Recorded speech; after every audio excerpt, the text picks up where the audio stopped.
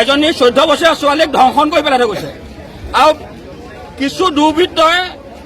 এই যিটো কাম কৰিছে তেওঁলোকক আমি 12 ঘণ্টাৰ ভিতৰত আজি ৰাতিৰ ভিতৰত তেওঁলোকক প্ৰশাসনক দাবী জনাইছো ৰাতিৰ ভিতৰত তেওঁলোকক পলাতক কৰিব লাগে অন্যথা ঢিংবাসী ৰাইজে প্ৰতিবাদ সাব্যস্ত কৰিব বৰ্তমান সময়ৰ পৰা কাৰ্যকৰী হোৱাকৈ আমি ঢিং বন্ধ ঘোষণা কৰিছো এই ঢিং বন্ধত গাড়ী মটৰ সকলো ধৰণৰ স্কুল পোহৰ সকলো বন্ধ লাগিব অনিৰ্দিষ্ট কাললৈ আজি সন্ধ্যা 6 বজাত ৰাস্তাত কোনো অচিনাক্ত দুৰ্বৃত্ত এগৰাকী নাবালিকাক ধৰ্ষণ কৰে পেলাই থৈ যায় উক্ত ঘটনাৰ প্ৰতিবাদত দোষী কৰায়ত্ব নকৰা পৰ্যন্ত ঢিং আঞ্চলিক ছাত্ৰ সন্থাৰ উদ্যোগত এতিয়াৰ পৰাই কাৰ্যকৰী হোৱাকৈ অনিৰ্দিষ্টকালীন ঢিং বন্ধ ঘোষণা কৰা হৈছে উক্ত বন্ধৰ সময়ছোৱাত দোকান পোহাৰ গাড়ী মটৰ একো চলাচল কৰিব নোৱাৰিব নিজৰ নিৰাপত্তা সুনিশ্চিত কৰাৰ প্ৰতিবাদত আপোনাক অংশীদাৰ হ'বলৈ আমি টানি অনুৰোধ কৰাইছো ধন্যবাদে ঢিং আঞ্চলিক ছাত্ৰ সন্থা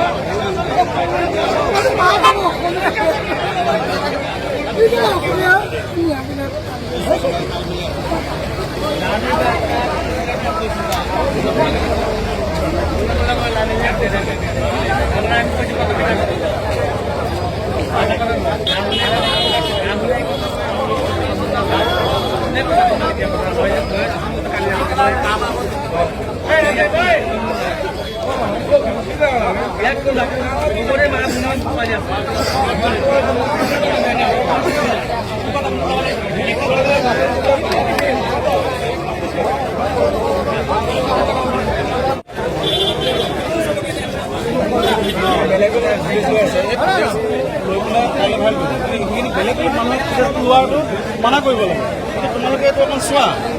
এনে লৈ পেলাই কাইলৈ ভাল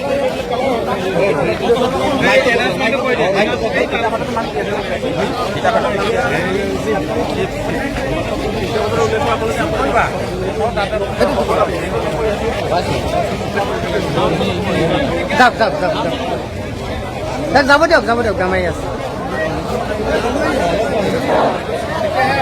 বৰ্তমান তাৰ বাবে ঢিং আঞ্চলিক ছাত্ৰ সন্থাৰ জগৰীয়া নহয়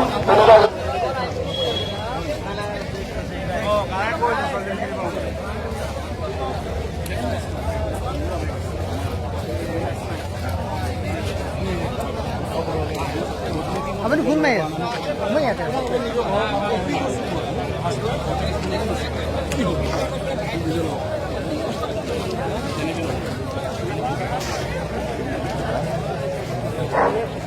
আৰু আমাৰ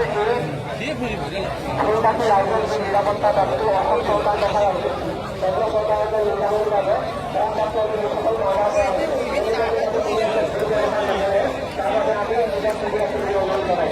আৰু বৰ্তমান যদি কোনো তেওঁলোকে ঢিং আঞ্চলিক ছাত্ৰ সন্থাৰ নামত দখল কৰিছে তেনেলোকক প্ৰশাসনক নিজৰ হস্তক্ষেপ প্ৰদান কৰিবলৈ আমি অনুৰোধ জনাইছোঁ।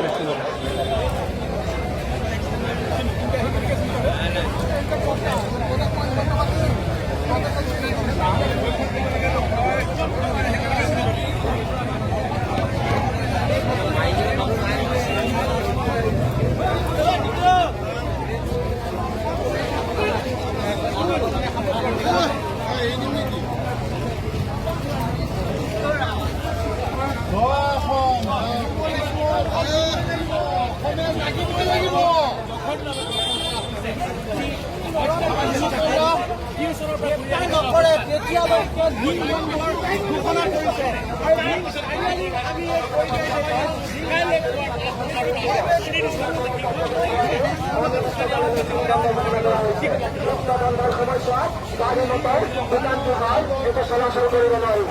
এতিয়া সকলোকে নিজৰ নিৰাপত্তা অংশগ্ৰহণ কৰিবলৈ আমি